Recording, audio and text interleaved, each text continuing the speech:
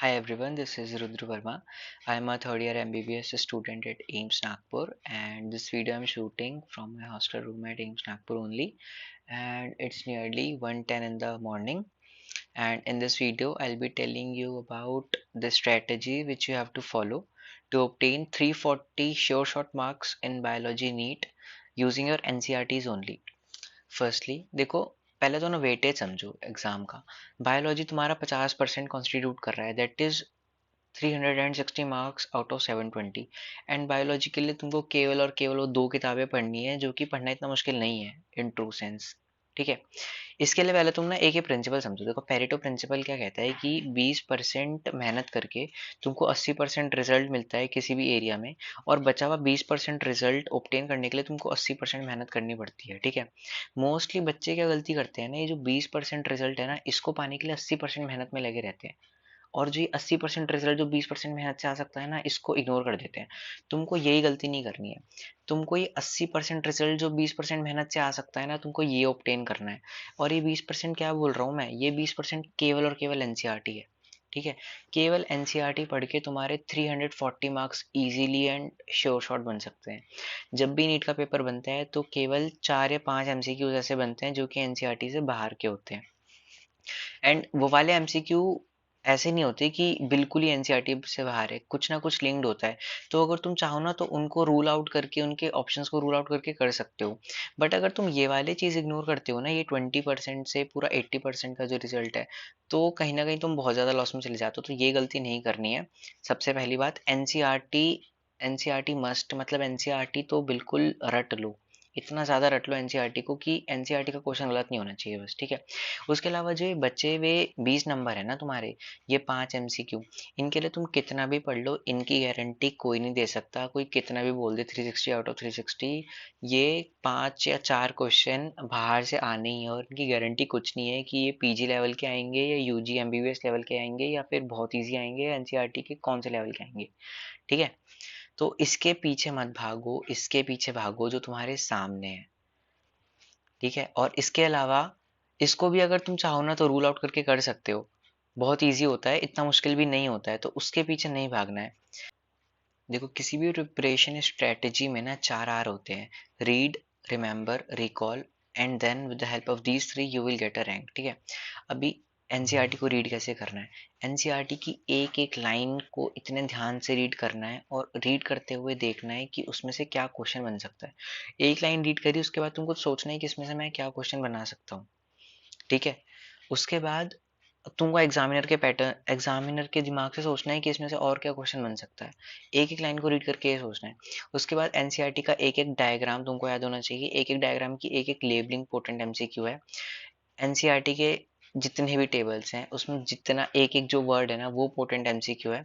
और जो भी डिस्क्रिपेंसी है ना, कि कहीं कुछ गलत लिखा है या फिर तुम्हारे मॉड्यूल्स में कुछ और है, कोचिंग के और एनसीईआरटी में कुछ और है, एनसीईआरटी में जो लिखा है वही सही है, भले ही वो गलत लिखा है सही लिखा है, ये बात जान लो। ठीक है, किसी से लड़के कुछ नहीं होने वाला है। मेरे टाइम पे भी 2 एमसीक्यू गलत थे, लेकिन उनका आंसर एमसीक्यू का एनसीईआरटी में गलत था, एंड वो गलत ही फॉलो होकर आंसर की निकली थी। ठीक है, तो एनसीईआरटी में जो लिखा है वो ठीक है, ये मान के चलना है। इसके अलावा एनसीईआरटी में कुछ फालतू नहीं लिखना है। एनसीईआरटी में जो भी है वो ऑलरेडी कंसंट्रेटेड मैटर है, उसमें अपना दिमाग लगा के बाहर से इंफॉर्मेशन ऐड नहीं करनी है। जो उसमें लिखा है उसी के नोट्स बनाने हैं, तो इट्स वेल एंड गुड। बाहर से उसमें कुछ नहीं लिखना है। ठीक है, उसके बाद second R, that is remember. याद करने के देखो दो तरीके होते हैं, तो एक्टिव या पैसिव। अगर पैसिव तरीका करना है तो फिर तुम बार बार एनसीईआरटी को पढ़ सकते हो, लेकिन वो इतना इफेक्टिव नहीं होता है, क्योंकि तुम इतना ज़्यादा एक्टिवली रिकॉल नहीं होता उसमें। ठीक है, इसलिए तुमको पैसिव तरीका नहीं अपनाना है, तुमको एक्टिव रिकॉल करना है।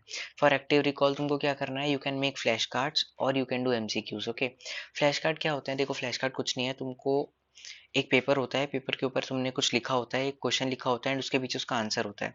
तुमने ऐसे जितने भी क्वेश्चंस पोर्टेंट एमसीक्यूज तुमको लगते हैं, तुमने वैसे फ्लैश कार्ड्स बनाने हैं, ऊपर क्वेश्चन पीछे आंसर, एंड उसको फोल्ड करके रखना है। तुम क्वेश्चन पढ़ोगे, तुम आंसर सोचोगे, एंड अगर आंसर ठीक है, and then you will turn the card and then you will see if you were right or not.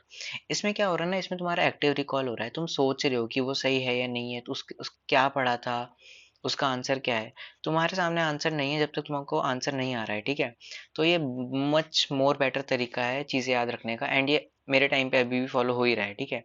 मतलब this is everlasting thing to remember things. अभी तुमको नहीं करना है, देखो, इतना हाई लेवल का नहीं करना है कि तुम एंकीड्रॉयड ऐप डाउनलोड कर रहे हो, क्योंकि वो बहुत कॉम्प्लेक्स है। तुमको केवल नॉर्मल, मैं एक डिस्क्रिप्शन में बॉक्स डाल दूंगा, उसमें से वो फ्लैश कार्ड्स उसमें काफ़ी सारे आते हैं, मैंने भी वही मंगाया था। उसमें आगे लिखो, पीछे आंसर लिखो, जल्दी जल्दी बनाओ और ख़त्म करो, एंड डेली 100-200 तुम्हारे इजीली रिवाइज हो जाएंगे, ठीक है। एंड ये तुम्हारी सच में लॉन्ग टर्म हैबिट बनाना है फ्लैश कार्ड को, अगर मेडिसिन करियर में आओगे तो flash cards is a must thing to follow to remember things for long term, क्योंकि बहुत रटने का सामान है, ठीक है।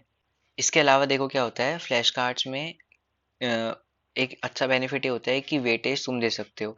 अब एमसीक्यू कोई बना रहा है अगर पैसिव रिकॉल में, और तुम एनसीईआरटी पढ़ रहे हो, तो तुमको पता नहीं लगेगा ना क्या चीज़ कितनी इंपॉर्टेंट है। सारी चीज़ें सेम बोल्ड अक्षरों में सेम सेम लाइन से ही लिखा है, ठीक है।